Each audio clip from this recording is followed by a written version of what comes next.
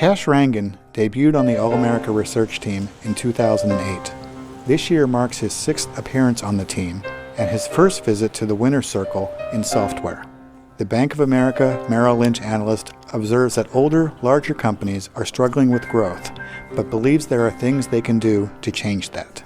Many of the larger, mature companies in software are facing slow growth, and what can they do to regain some growth momentum? I think they can do two things. Number one, make acquisitions, and these acquisitions can be extremely synergistic. You've got big distribution, big customer base, buy a product from your acquisition target and distribute it more widely, get some synergies. And number two is to do what companies like Adobe, Intuit, and Autodesk are doing, that is to go through a business model transition, de-emphasize your old business model and go for the cloud-based business model, which is far stickier with your customer, more repeat business, more opportunity to attach higher value products and services, so you expand your total available market.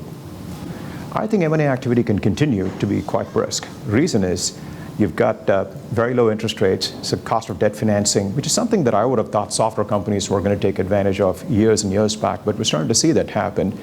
And they've been typically shy from levering up, but we're starting to see that change modestly.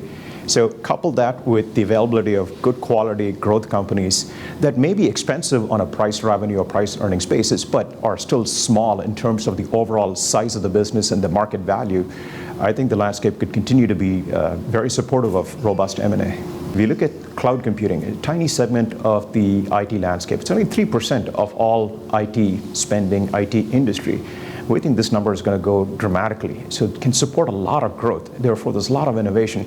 I'm based in San Francisco, and I'd like to say that within a 10-mile radius of where I work and live, there's probably half a dozen companies that are growing 180%, $100+ million in revenue, and all showing tremendous amount of innovation, and there's tremendous amount of investor appetite to invest in these companies in the IPO markets. So we've got a long way to go. I think this is going to be a very exciting run ahead.